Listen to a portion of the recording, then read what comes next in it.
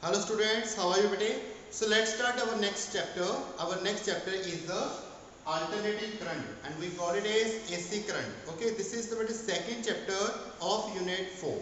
Okay, so in this part we will study the first topic, that is what is AC current. Then after, what is the EMF, that is also called electromotive force, and we also call it as a voltage. Okay, but first of all we will understand the equations, a wave diagrams of current. Okay, so let's understand.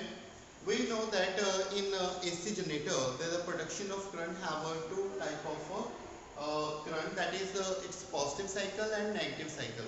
In one rotations of armature coil, जो every coil का one rotation होता है तो बेटे current produce होता है इन to half cycles में। एक होता है पॉजिटिव हाफ साइकिल, दूसरा कैसा होगा नेगेटिव हाफ साइकिल। अब देखिए, this is the value of current. जो करंट का वैल्यू बनता है वो आपको डिफरेंट टाइम पीरियड, इसका जो मैग्नीट्यूड होगा करंट का वो क्या होगा, changes, as well as direction of current is also changes with respect to time. अब देखिए, फर्स्ट हाफ साइकिल्स में it gave us the in first positive half cycles में इस करंट का वैल्यू इंक्रीज होता है बेटे from 0 up to reaching to this one, the current value is maximum and we call it is I naught. तो I naught क्या होगा, I naught gave us the peak value of current and we also call it is maximum value of current, this I naught. Okay, and after half time period its direction is changed, its magnitude as well as direction of current is changes. तो current का value अब क्या आएगा बेटे negative, तो magnitude उसका same रहेगा but direction of current का क्या हो जाएगा negative. So we have this is negative half cycle and this is a positive half cycle, and for this one negative half cycle, again on reaching this one part we again get the maximum or peak value of current, that is I naught. Okay, तो बेटे होता क्या है, maximum और peak value of current हमें मिलता है in one rotation. तो वन कंप्लीट रोटेशन में हमें टू टाइम्स क्या मिलेगा, पीक वैल्यू ऑफ करंट। तो इलेक्ट्रिक करंट और एसी करंट में क्या होता है, इसकी magnitude as well as direction of current changes periodically with respect to time. Okay, तो ये था इसका डेफिनेशंस। तो ये है इसका डायग्रामेटिकल रिप्रेजेंटेशन। ठीक है, जब भी आपका एंगल कितना होगा 90 डिग्री और 270, and up to angle 90 degree or 270 the value of the current is maximum. Okay, and when the theta is 0, 180 or 360, okay, then the value or the magnitude value of current is 0. Clear? तो ये था हमारे पास current का wave diagram. Let's understand now the definition part. The electric current whose magnitude and direction changes periodically with respect to time is called AC current. Clear? तो जो भी हमारे घरों में AC current का वैल्यू आता है बेटे, उसमें क्या होता है, ये वैल्यू आती है उसमें उसका जो मैग्नीट्यूड वैल्यू है और उसकी डायरेक्शंस है वो होती है changes periodically with respect to time. अगला टॉपिक हमारे पास, what is the EMF। EMF क्या होता है बेटे, इलेक्ट्रोमोटिव फोर्स, और हम इसको वोल्टेज भी बोल देते हैं। ठीक है, तो ये क्या होता है बेटे, ये भी सेम ही है। ठीक है, तो इसको भी हम बोलेंगे EMF और voltage whose magnitude changes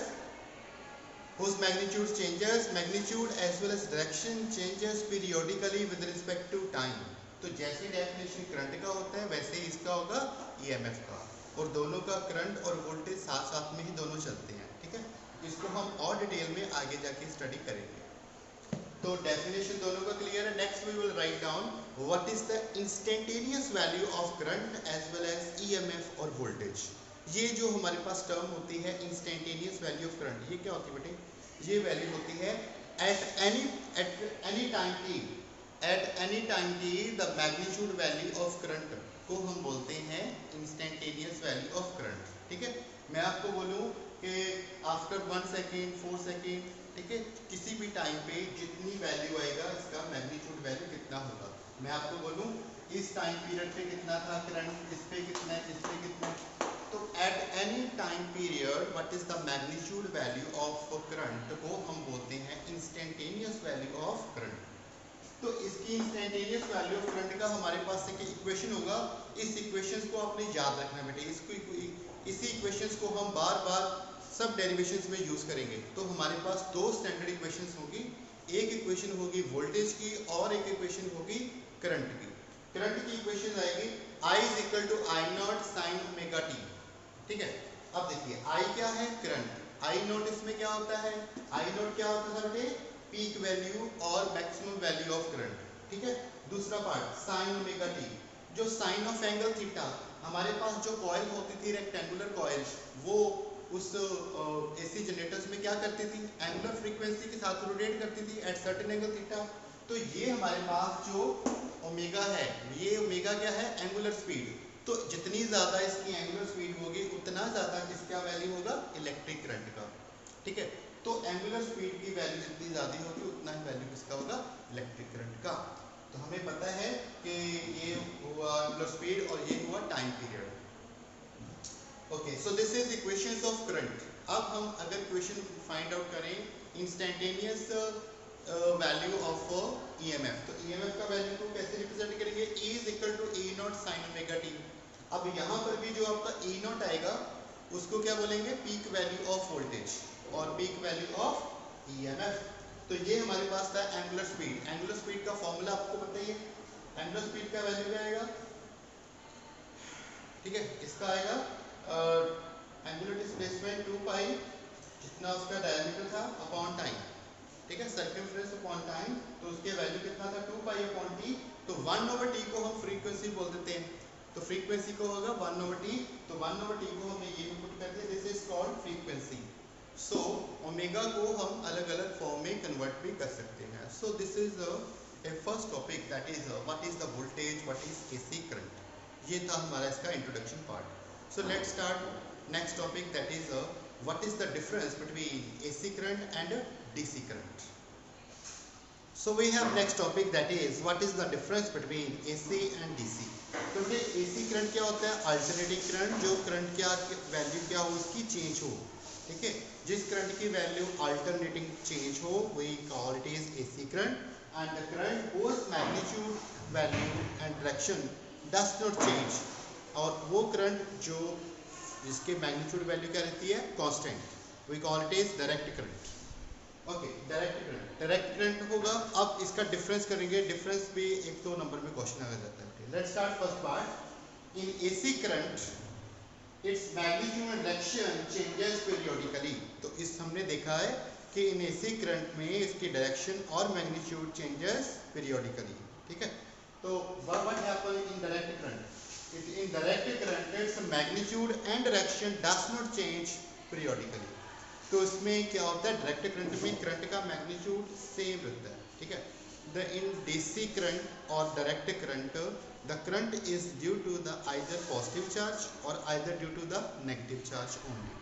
so this is the called DC current. अब हम करेंगे second part, source of AC current. AC current को जो सोर्स हैं वो कौन है, हमारे पास electric generator, dam and etcetera, जो थर्मल पावर प्लांट है, न्यूक्लियर पावर प्लांट है, वो सारे के सारे किसके सोर्स हैं, एसी करंट के। अब दूसरी साइड हमारे पास डायरेक्ट करंट, जिसको हम बैटरी से, बैटरी होता है बट इसके source of DC are battery और सेल्स। ओके, एंड थर्ड का डिफरेंस क्या आ जाएगा, इसका वेव फॉर्म।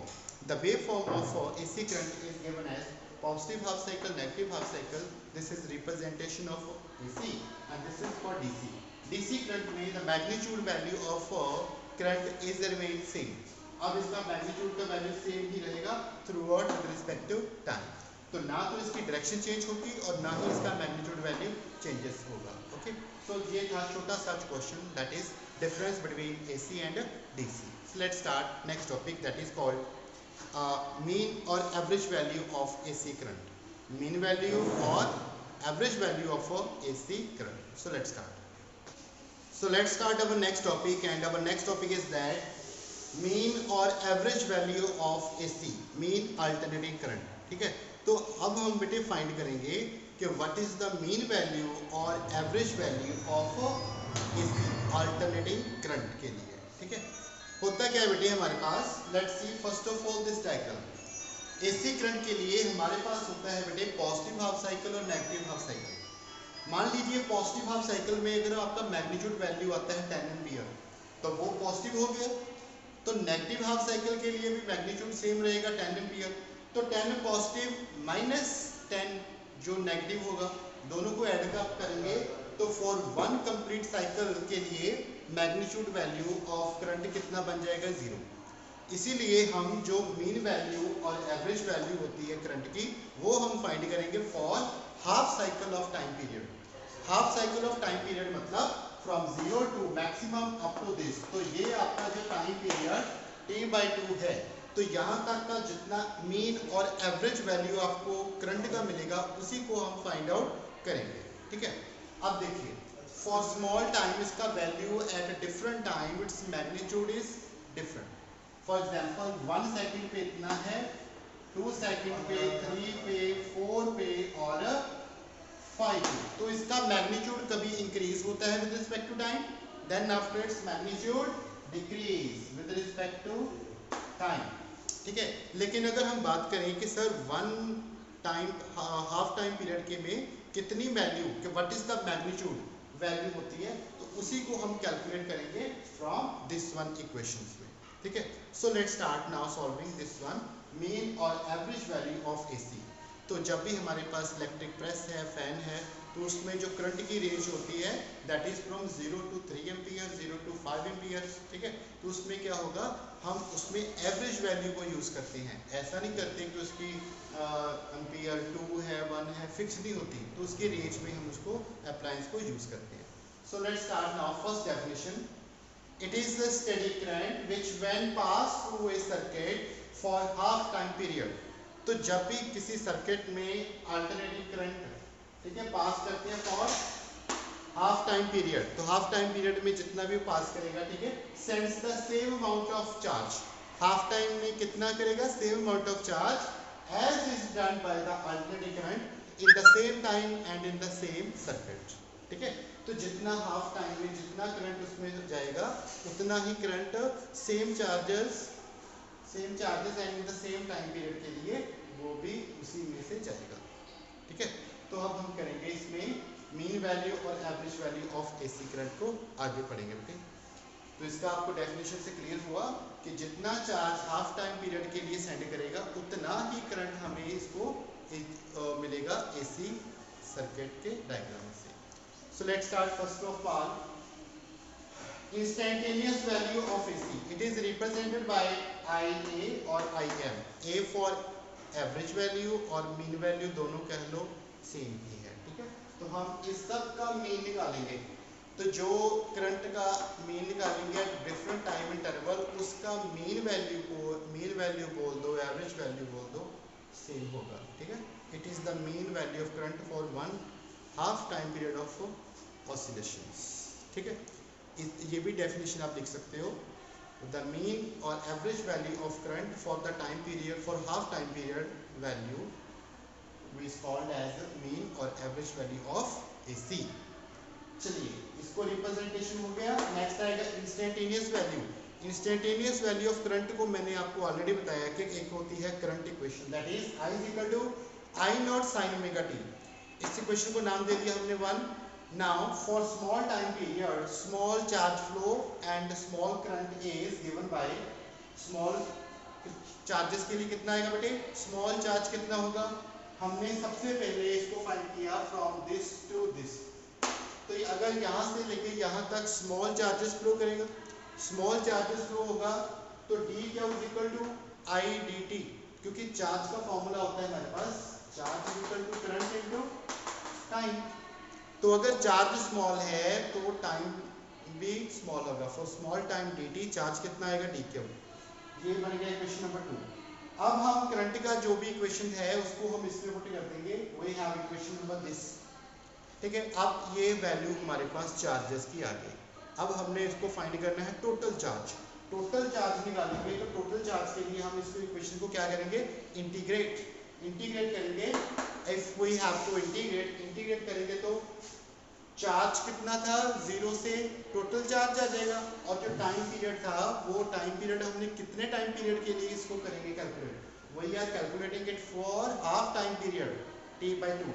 शुरू कहाँ से हुआ था, 0 से, up to the time T/2। सो इसकी लिमिट आएगी 0 से लेके T/2। I naught sine omega t into d t. तो आई नॉट कॉन्स्टेंट है, बाहर चला गया, साइन ओमेगा टी का कर दो आप इंटीग्रेट, वैल्यू आएगा minus cos omega T upon omega. तो ओमेगा बाहर चला जाएगा, अंदर बचेगा कॉस ओमेगा टी। ओमेगा का वैल्यू क्या होता है बेटे? ओमेगा का वैल्यू होता है 2 पाई अपॉन टी। ओमेगा का वैल्यू क्या होता है? एंगुलर स्पीड, इसको हम लिख सकते हैं 2 पाई ओवर टी। तो इसमें हमने cos omega T by 2 minus cos omega 0, omega की जगह पर हम इसकी वैल्यू पुट कर सकते हैं 2 पाई ओवर टी। वैल्यू को सब्स्टिट्यूट किया, t से t कैंसिल हो गया, 2 से 2 कैंसिल हो गया, और cos 0 का वैल्यू कितना होता है बेटे? 1। cos 0 का वैल्यू 1 है, तो हमने इसको सब्स्टिट्यूट किया, t नीचे है, डिनोमिनेटर चला जाएगा ऊपर, और वैल्यू किसका आ गया? cos पाई। cos पाई का वैल्यू कितना होता है? -1। सो -1 -1, तो वैल्यू कितना आएगा? -2। माइनस माइनस कैंसिल हो गया, 2 से 2 कैंसिल हो गया, and we get this one value. Total charge कितना आ गया बेटे? टोटल चार्ज आ गया Q is equal to I naught t upon 5। ये तो वो चार्ज था फॉर हाफ टाइम पीरियड के लिए, ठीक है। अगर हम बाय डेफिनेशन इसको स्टडी करें तो हमारे पास और इक्वेशन आती है, चार्ज का वैल्यू कितना आएगा? Current, mean value of current for half time period, mean value of current for half time period. इन दोनों इक्वेशंस को हम क्या करेंगे? कंपेयर। टोटल चार्ज को टोटल चार्ज के साथ कंपेयर करेंगे, और कौन सी वैल्यू निकालनी है? Mean value of current. Mean value of current निकालेंगे, t से t कैंसिल हो जाएगा, and we get this one 2 I naught over pi, 2 I naught over pi. I naught का वैल्यू क्या होता है? आई नॉट यहाँ पर है मीन वैल्यू, पाई का वैल्यू पुट करेंगे, और हमारे पास एवरेज वैल्यू आ जाएगा 0.636 I not multiply by peak value of current. तो ये हमारे पास आ गया इसका लास्ट मीन और एवरेज वैल्यू ऑफ करंट। हमारे पास क्या आ जाएगा? Which is equal to 0.636 multiply by peak value of current. Okay, तो ये था हमारे पास टॉपिक, दैट इज मीन और एवरेज वैल्यू ऑफ एसी। समझ आया बेटे?